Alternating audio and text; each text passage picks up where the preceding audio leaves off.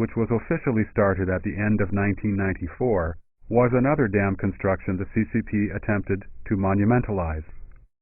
The Xinhua news agency said, "The construction of the Three Gorges Dam was a great project that conformed to Zhang's Three Represents, and that the construction of the Three Gorges Dam was a brilliant joint decision made possible by 3 generations of leaders in the party central.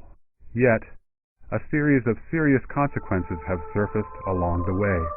About 2 million people have been forced to leave their homes behind, creating some unsurmountable challenges. The 600-kilometer-long reservoir will flood over 250,000 acres of precious farmland and 1,300 historical cultural sites. It will bring unpredictable damage to the environment along the Yangtze River. Amid the hype about great dams for so many years, the Three Gorges Dam will probably be the most disastrous of all."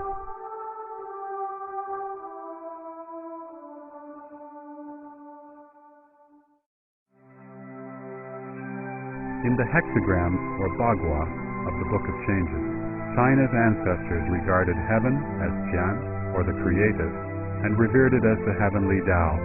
They considered the earth as Kun, or the receptive, and respected receptive virtues.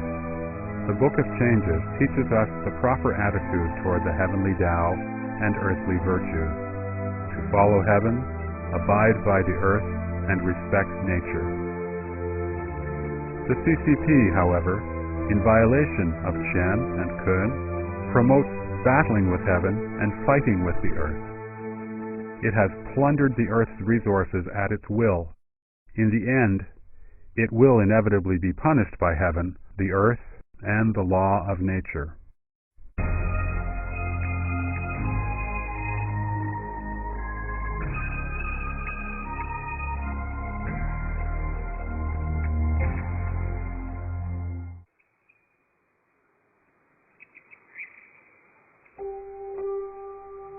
There is a Chinese saying which goes, "You do not know the true face of Mountain Lu, precisely because you are on the mountain." As little, tiny beings in the boundless, vast universe, mankind will never be able to understand the complete makeup of the universe. From Aristotle and Newton to Einstein, many believe in the existence of a prevailing law in the universe. Humanity has never stopped probing for the truth of the universe through various means. In addition to scientific exploration, religion, faith, and cultivation have always been approaches mankind has taken to uncover the mysteries of life and the universe.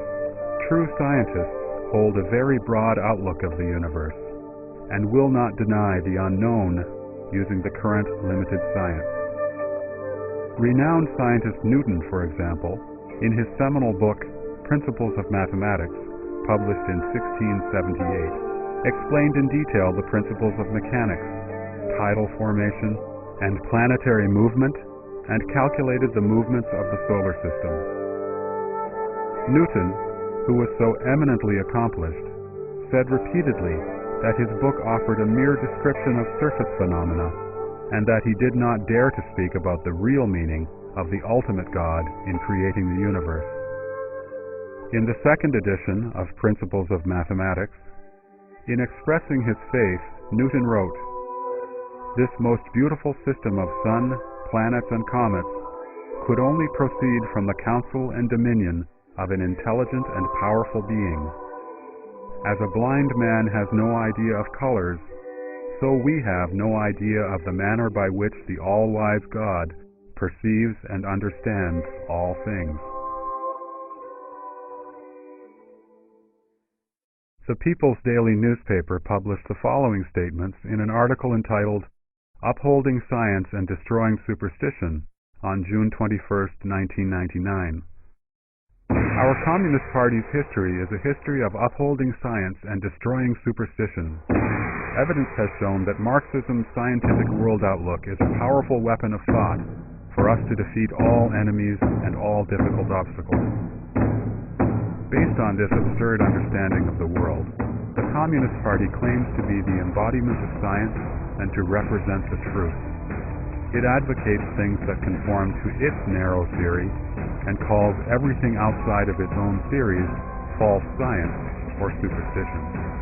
Whether it is different thinking, a new aspect in the scientific field, or a religion with several thousand years of history, the Communist Party attacks, condemns, and censors it until it can no longer exist.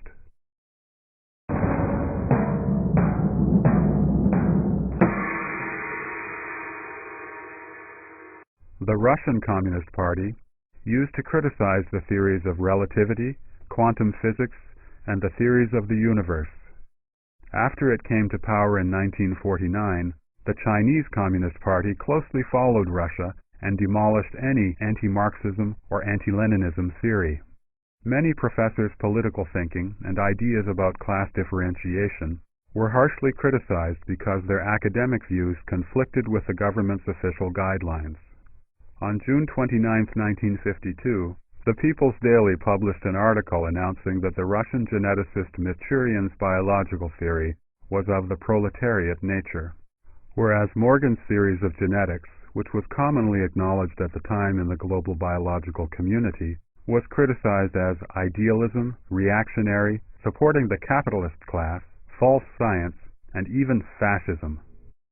During the Great Leap Forward in 1958, the ideology of the day is summed up by the following saying: "However daring human beings are, that's how productive the earth is." This saying was considered to be the truth, and any experts who thought differently were ruthlessly denounced and criticized. Today, modern medical science, research on the soul, reflective research on evolution, and other new scientific fields around the world have been denounced as false science, and are being suppressed and attacked in China because they are not in accordance with communist doctrine. Science is a means for mankind to explore nature, yet the Chinese Communist Party has used many ways to monopolize and manipulate science. The manipulation is all-encompassing, influencing everything from education to scientific research.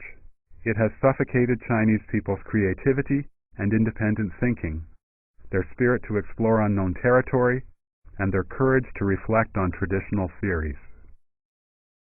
For thousands of years, faith has been mankind's experience and a way of understanding the relationship between man and the universe. Faith should lie beyond the management of a political party. The Communist Party believes in materialism and atheism, which oppose mankind's traditional beliefs. People's faith in God made it difficult for the Communist Party to promote communism.